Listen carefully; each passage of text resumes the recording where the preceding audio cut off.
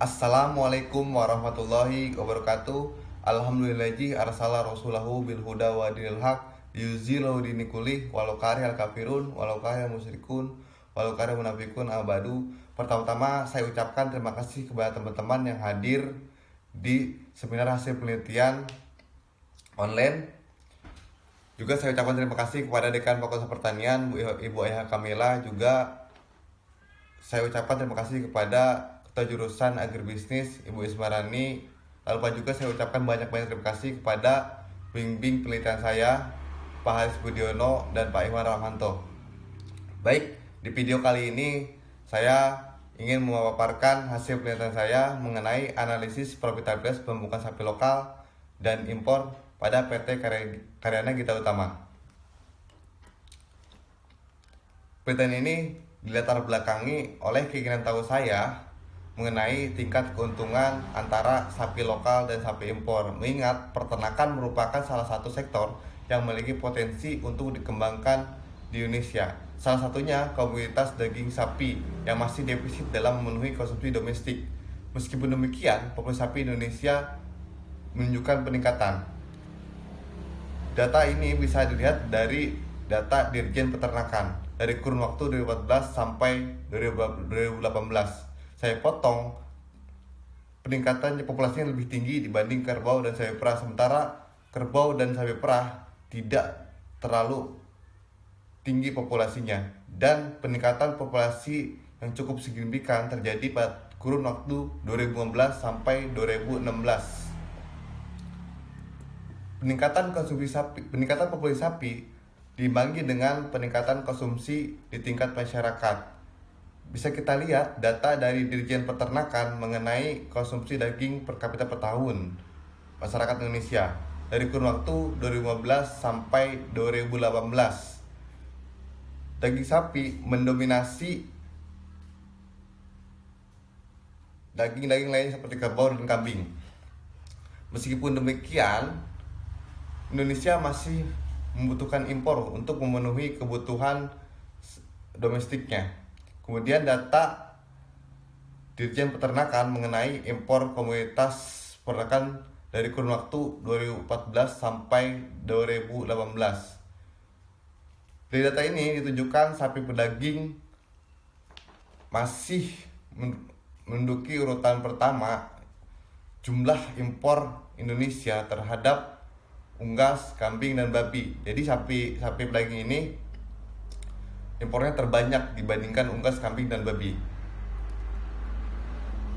Dengan demikian, potensi pengembangan sapi Indonesia sangatlah besar, mengingat kita masih defisit untuk memenuhi kebutuhan daging domestik atau memenuhi kebutuhan protein hewani untuk masyarakat Indonesia. Kemudian ada beberapa data populasi sapi di berbagai provinsi di Indonesia. Di sini yang tertinggi yaitu Jawa Timur dari provinsi-provinsi lainnya, dan kemudian populasi sapi Jawa Barat per tahunnya sekitar 400 ribuan per tahun. Kemudian rumusan masalah dari penelitian ini yaitu untuk membandingkan keuntungan pengusaha sapi lokal dan impor, dan faktor-faktor apa saja yang mempengaruhi perbedaan keuntungan dalam pengumpulan sapi lokal dan impor. Tujuan penelitian ini yaitu untuk mengetahui perbedaan keuntungan pengusaha sapi lokal dan impor, juga mengetahui faktor-faktor apa saja yang mempengaruhi keuntungan sapi lokal dan impor. Kemudian manfaat penelitiannya, kita bisa mengetahui perbandingan keuntungan antara sapi lokal dan impor. Juga kita dapat mengetahui faktor-faktor apa saja yang mendukung perbedaan keuntungan sapi lokal dan impor. Sapi pedaging lokal maupun impor adalah beberapa jenis sapi yang dikembangbiakan dan dipelihara untuk dimanfaatkan dagingnya. Kemudian ada beberapa sistem pemeliharaan seperti metode gembala, delor fattening, sistem kombinasi, sistem kereman. Kemudian di sini ada beberapa jenis sapi lokal seperti sapi Bali, sapi Madura, sapi ongol, dan sapi perakan ongol. Sapi lokal ini pertama berat badannya tidak lebih baik dari sapi impor, dan kemudian Di sini ada juga beberapa jenis sapi impor yang pertama berat badannya lebih baik dibanding sapi lokal seperti sapi Brahman, sapi Hereford, sapi Simmental, sapi Limousin, dan sapi Aberdeen Angus. Kemudian di sini ada teori profitabilitas atau rentabilitas menunjukkan kemampuan perusahaan untuk menghasilkan laba selama periode tertentu. Kemudian rasio profitabilitas menurut Imade Sudana, rasio profitabilitas mengukur kemampuan dengan menggunakan seluruh aktiva yang dimiliki untuk menghasilkan laba dengan menggunakan sumber-sumber yang dimiliki perusahaan seperti aktiva, modal, atau penjualan perusahaan. Rasio ini juga bertujuan untuk mengukur tingkat efektivitas manajemen dalam menjalankan operasional perusahaan. Sini ada gross profit margin, itu merupakan perimbangan antara keuntungan yang diperoleh perusahaan dengan tingkat penjualan yang dicapai pada periode yang sama. Kemudian net profit margin atau keuntungan bersih adalah ukuran profitabilitas perusahaan dari penjualan setelah memperhitungkan semua biaya dan pajak penghasilan. Net profit margin menggambarkan secara relatif efisiensi perusahaan telah memperhatikan semua pengeluaran biaya dan pajak pendapatan. Kemudian ada total asset turnover.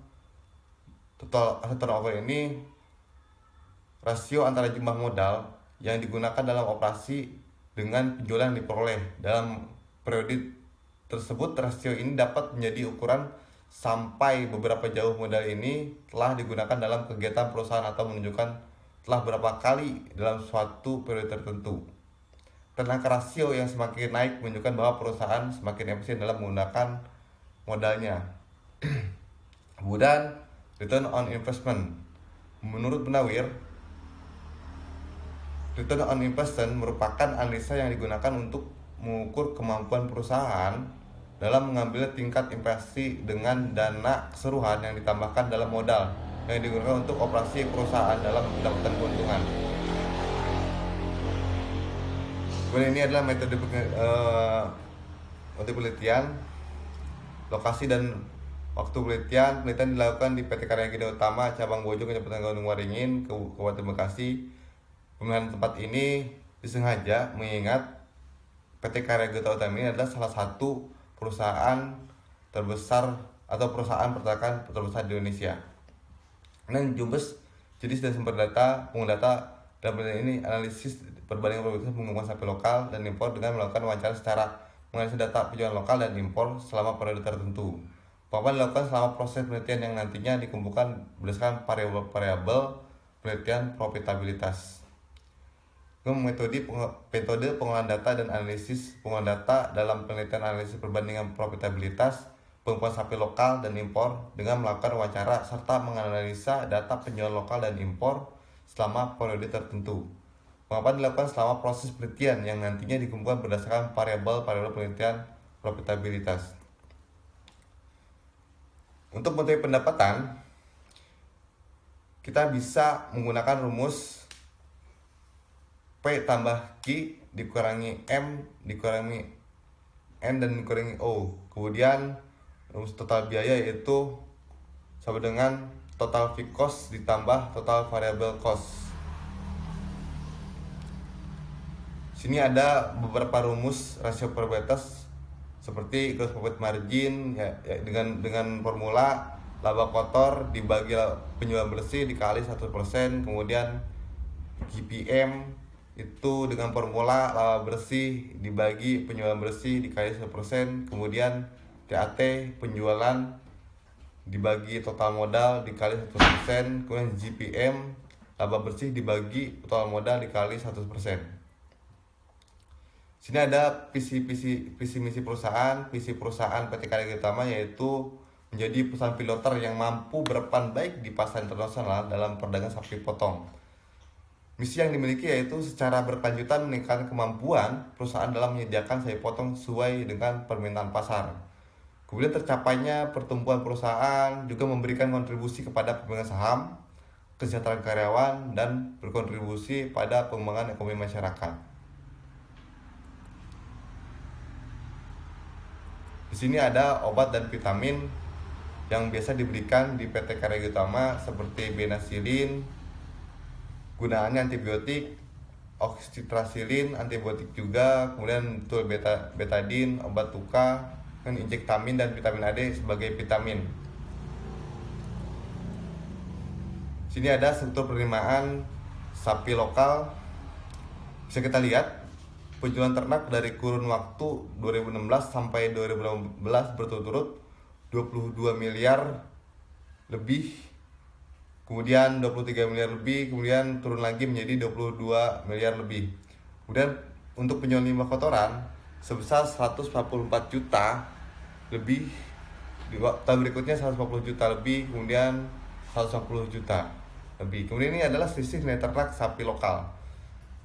Dari kurun waktu 2016 sampai 2016 itu sebesar 10 M lebih, kemudian 11 M lebih, kemudian turun lagi menjadi 10 M lebih. Dan di sini adalah struktur penerimaan sapi impor. Penjualan ternak yaitu sebesar 133 M lebih, kemudian 135 M lebih, kemudian meningkat menjadi 136 M lebih.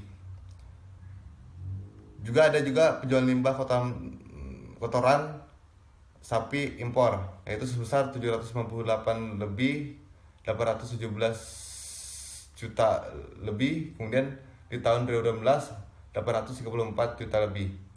Selisih ternak nilai impor yaitu sebesar dari kurun waktu 2016 sampai 2018 yaitu sebesar 56 miliar lebih di tahun 2016. Kemudian di tahun 2017 sebesar 58 M lebih, dan kemudian di tahun 2018 sebesar 58 miliar lebih. Kemudian ini adalah struktur keuntungan sapi lokal. Sini kita bisa lihat penerimaan sebesar dari kurun waktu 2016 sampai 2018 berturut-turut 22 M lebih, kemudian 23 M lebih, kemudian turun lagi menjadi 22 M lebih.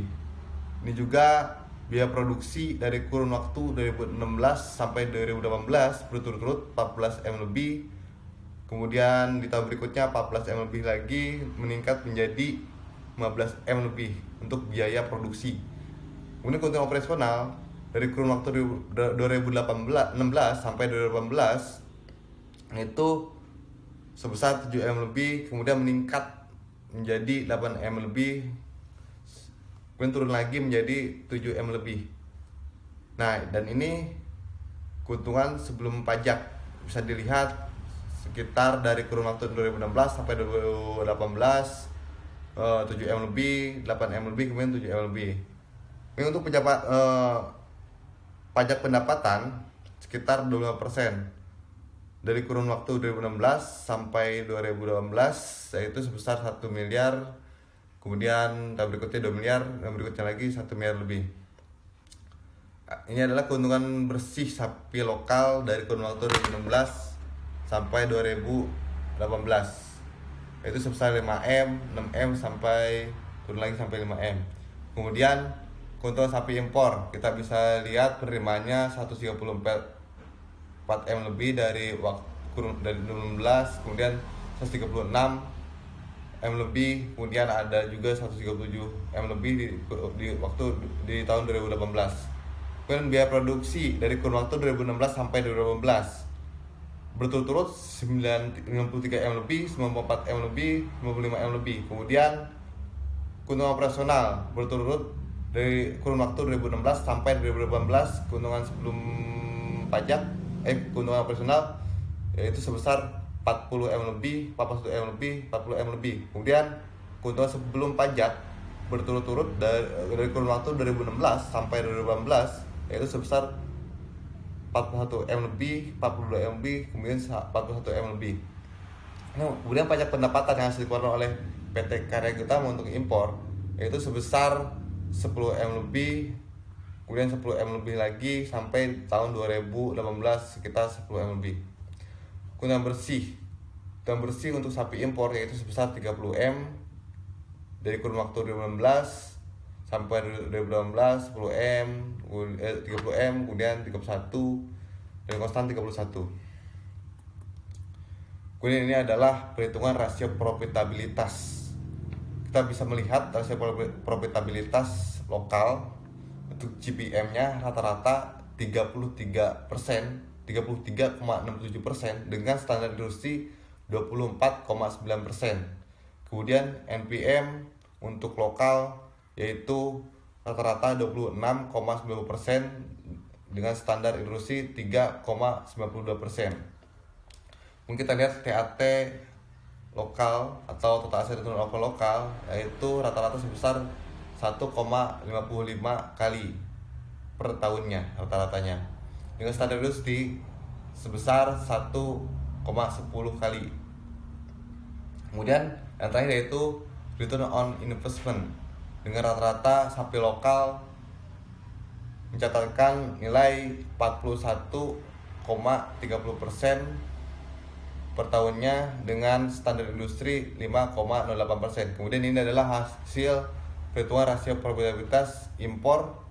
GPM impor rata-rata 26,73% dengan standar 24,9%. Kemudian untuk NPM-nya sapi impor rata-rata 23,14% dengan standar 3,92. Kemudian TAT untuk sapi impor sebanyak 1,38 kali dengan standar 1,10 kali. Kemudian ROI atau return on investment sapi impor yaitu sebesar 31,58 dengan standar industri 5,8%. Baik, kesimpulannya adalah secara keseluruhan pemungkusan sapi lokal dan impor di PT Karya Gita Utama profitable ditunjukkan oleh hasil analisa di atas rata-rata standar industri. Pemungkusan sapi lokal menunjukkan bahwa memiliki profitabilitas lebih tinggi. Hal ini ditunjukkan oleh GPM, NPM, TAT, dan ROI di atas pemungkusan sapi impor. Beberapa faktor yang mengenai perbedaan profitabilitas pemungkusan sapi lokal dan sapi impor itu dipengaruhi oleh biaya operasional input ternak seperti pakan dan biaya distribusi. Kemudian biaya sapi lokal lebih rendah meskipun produktivitas dagingnya tidak lebih baik dari sapi impor. Yang paling mempengaruhi perbedaan keuntungan antara sapi lokal dan impor yaitu selisih nilai ternak. Untuk sapi lokal yaitu sebanyak 84,81%. Kemudian sapi impor sebanyak 74,46% dan selisih nilai ternak lebih besar sapi lokal. Kemudian saran yang ingin saya berikan kepada PT Karya Gita Utama yaitu